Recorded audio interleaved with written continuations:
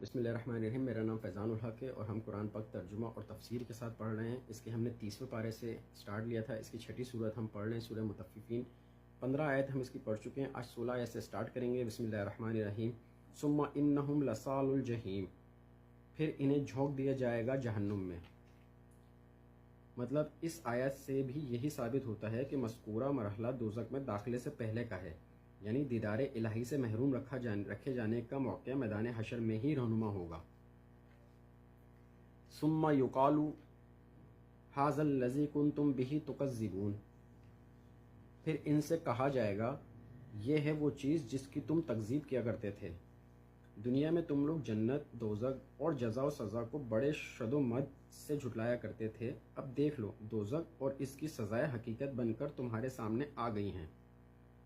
کل ان کتاب الابرار لفی علیین، نہیں یقیناً نیکوکاروں کی کتاب یا اعمال نامے علیین میں ہوں گے۔ وما ادراک ما علیون، اور تمہیں کچھ اندازہ ہے وہ علیون کیا ہے؟ کتاب مرقوم، لکھا ہوا دفتر، یعنی ان لوگوں کی ارواح کا مقام جن پر ان کے نیک اعمال کے اثرات بھی ثابت ہوں گے۔ یشہدوہ المقربون، وہاں موجود ہیں ملائکہ مقربین، ان لوگوں کی ارواح کو ملائکہ مقربین کی صحبت میسر ہوگی۔ اس بلند مقام پر انہیں قیامت تک رکھا جائے گا۔ ان الابرار لفی نعیم، یقیناً نیکوکار نعمتوں میں ہوں گے۔ علی الارائک ینظرون، وہ تختوں پر بیٹھے مناظر جنت دیکھ رہے ہوں گے۔ تعرف فی وجوہہم نضرۃ النعیم، تم دیکھو گے ان کے چہروں پر تر و تازگی کی علامات۔ جیسے دنیا میں انسان کی خوشحالی اور آسودگی کے اثرات اس کے چہرے پر نمایاں ہوتے ہیں، اسی طرح قیامت کے دن اہل جنت اپنے تر و تازہ چہروں سے صاف پہچانے جائیں گے۔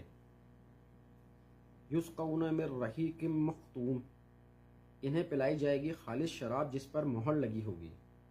ہندوستان کے معروف اہل حدیث عالم دین مولانا صفی الرحمن مبارک پوری نے احادیث کے حوالے سے سیرت پر ایک بہت عمدہ کتاب لکھی ہے۔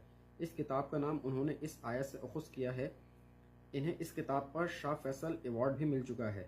الرحیق المختوم کے نام سے یہ کتاب اردو میں ہے اور اس کا انگریزی ترجمہ بھی چھپ چکا ہے۔ ختامہ مسک وفی ذلک فلیتنافس المتنافسون، اس کی مہر ہوگی مشک کی، اس چیز کے لیے سبقت لے جانے کی کوشش کریں سبقت لے جانے والے۔ یعنی اہل ایمان کو چاہیے کہ وہ دنیا کی حقیر چیزوں کے پیچھے دوڑنے کے بجائے ان دوامی نعمتوں کو